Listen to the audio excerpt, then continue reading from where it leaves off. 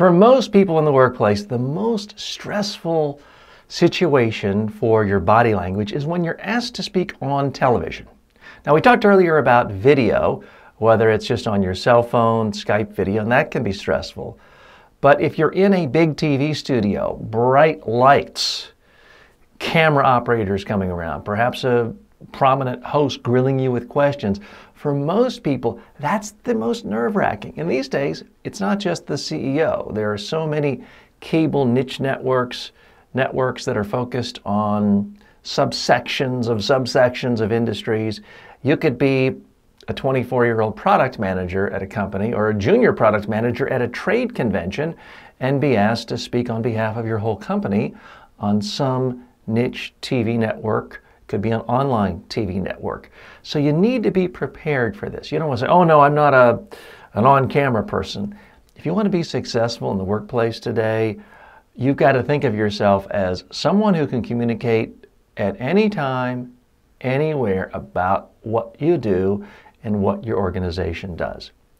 So all the same rules from before for video apply. You want to hold yourself high, lean forward about 15 degrees. You want to make sure you move your hands, your body, your face. You don't want to be frozen at all.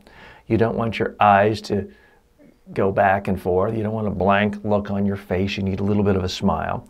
But there are additional challenges when you're on TV. So for example, if a reporter or talk show host is interviewing you, where do you look? Hi, Jane, I'm really glad you asked me that question. Yes, I'm very trustworthy and honest. See how bad that looks when my eyes shift back and forth? Here's the rule of thumb.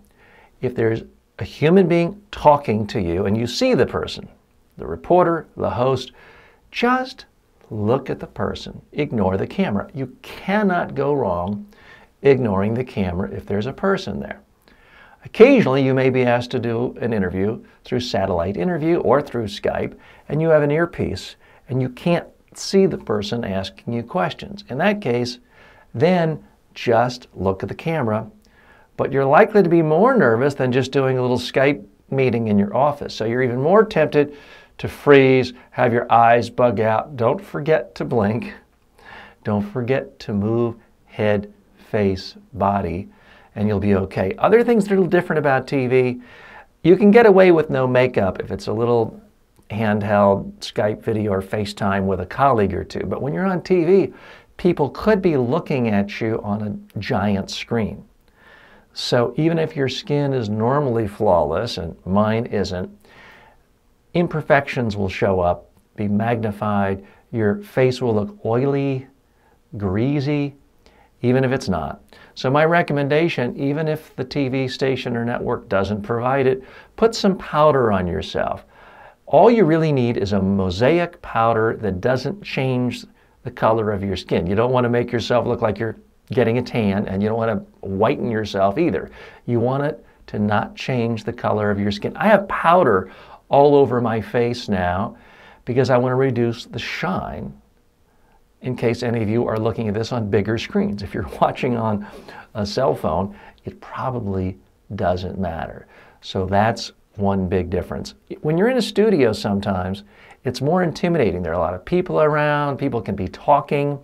You've got to zone out, ignore all that, and just focus on the person asking you the questions. Look at that person, look at the camera.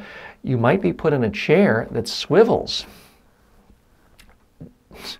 Don't swivel. You want to move, but just from the waist up, not from the waist down. It'll be highly distracting and you'll look nervous and uncomfortable.